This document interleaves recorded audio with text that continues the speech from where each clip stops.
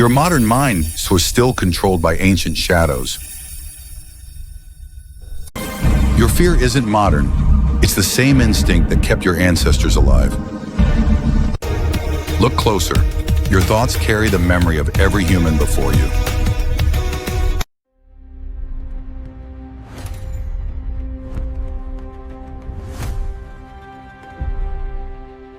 Every human carries a shadow, a hidden code, written in blood and bone, long before you were born. And if you listen closely, in the quiet of the night, when the world fades to a hum, you can still feel it controlling you. An ancient whisper from the dawn of man, echoing through the hollows of your modern mind. It is the architect of your deepest fears, the cartographer of your strongest desires. This isn't just a part of you. It is the foundation upon which your entire being is built.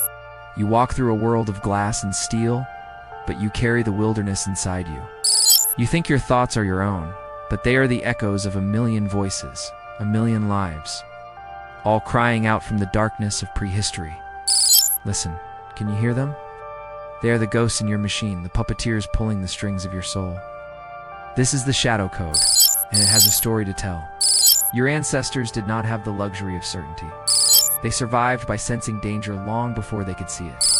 A rustle in the grass, a sudden silence in the forest, a shift in the wind. These were not mere observations. They were premonitions, whispers of death on the breeze. That instinct, that primal alarm, it did not die with them. It lives on, coiled in your chest, a serpent waiting to strike. You call it anxiety. You label it a disorder, a malfunction of a modern mind, struggling with modern pressures. But to the ancient mind, it was something far more profound. It was a warning, a sacred signal from the very fabric of existence, a voice clear and cold as a winter stream that spoke a single, unyielding command: move or die. For tens of thousands of years, the world was illuminated by a single flickering light, fire around its warmth. Humans learned, connected, and survived. Stories were not entertainment. They were not distractions from the hardships of life. They were the very blueprints for survival. They were maps of the land, manuals for the hunt, warnings of the beasts that lurked in the darkness, just beyond the ring of light. The voices of the elders, the myths of the tribe, the shared memories of triumph and tragedy, these were woven into the DNA of human consciousness. Today, your brain, cradled in a world of endless screens and digital noise, still craves those ancient patterns. It hungers for stories, for drama, for the resonant sound of a human voice weaving a narrative. It seeks explanations, arcs, and resolutions. You think you're scrolling through a feed or binging a series? But you are merely a ghost, sitting at an ancient fire, listening for the tales that will keep you safe until the morning comes. The fire circle memories never died. They just found new flames. You think you want likes? You chase followers, seek validation, and measure your worth in the flickering numbers on a screen. But your brain, that ancient calculating machine, is hunting for something far older, far more vital. It is chasing tribal approval. In the brutal calculus of the ancient world, to be seen, to be valued, to be accepted by the tribe, was to be granted the gift of life. Those who contributed, those who were respected, those who earned their place in the circle, were protected. They ate when others starved. They were defended when enemies attacked. They lived longer, and their genes were passed down through the river of time. The rush you feel from a notification, that fleeting warmth of online praise, is not new. It is an echo. The same chemical reward system that celebrated a successful hunt or a story well told still rewards you today. You are not seeking attention. You are seeking survival. In the small, tightly knit tribes of our ancestors, the greatest threat was not the saber-toothed cat or the winter storm. It was the averted gaze of your own people. Being left out, cast aside, or exiled from the group was not a social inconvenience.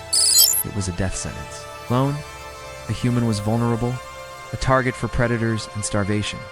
The tribe was life. Exile was the end. To guard against this ultimate catastrophe, the brain evolved a deep, visceral, an overwhelming fear, the fear of rejection. This fear is not logical. It is not rational. It is a primal scream from the depths of your evolutionary past. It burns in you today with the heat of 1,000 dying suns, more powerful, more insistent, more terrifying than any logic. It is why a critical word can wound you like a spear. It is why the threat of loneliness can paralyze you with dread. It is the shadow of the exile, and it walks with you always. For the vast, overwhelming majority of human history, life was defined by a single, crushing reality: shortage. Food was a rare and precious miracle. Safety was a fleeting illusion, a temporary shelter from a hostile world. Every sunrise was a gamble, every hunt a prayer. Your brain was forged in this crucible of scarcity. It learned to prepare for loss, to anticipate disaster, to hoard resources, both physical and emotional. It is a mind built for a world of less, even when you live in a world of more. You can have a full pantry, a secure home, and a stable life, yet your mind will still scan the horizon for threats. It will still whisper warnings of impending doom. This is the shadow of scarcity. It is the ancient, lingering hunger that no amount of modern plenty can ever truly satisfy. And it is why, in the landscape of your mind, fear will always spread faster and burn brighter than hope. Imagine a world where one mistake could be your last, single misstep on a narrow ledge, a moment's distraction during the hunt, eating the wrong berry from a bush. For an ancient human, death was not an abstract concept. It was a constant lurking companion. To survive in such a world, the brain had to learn a critical lesson: remember pain. Remember it with absolute vivid clarity. The brain learned to encode the memory of pain, of failure, of near disaster, louder and more intensely than any memory of joy or pleasure. It became a living archive of every threat, a library of every danger. That ancient programming still runs in you today. It is why one negative comment can overshadow 100 compliments. It is why the sting of a single failure can erase the memory of a dozen successes. It is not a flaw, it is a feature. A brutal but necessary inheritance. They built tribes not with walls, but with rhythm. Rituals were the lifeblood of community. The synchronized chants that rose into the night sky, the pounding dances that shook the very earth. The shared symbols painted on skin and carved into stone.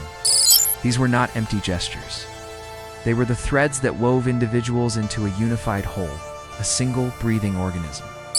This shared pulse, this collective heartbeat, created a bond stronger than blood. Modern life may seem to have left these primal rituals behind, but look closer. The roaring crowd in a stadium, united in victory or defeat. The sea of faces at a concert, singing the same lyrics, feeling the same rhythm. The digital tribes of fan bases and online communities, bound by shared passion and a common language. These are not new phenomena.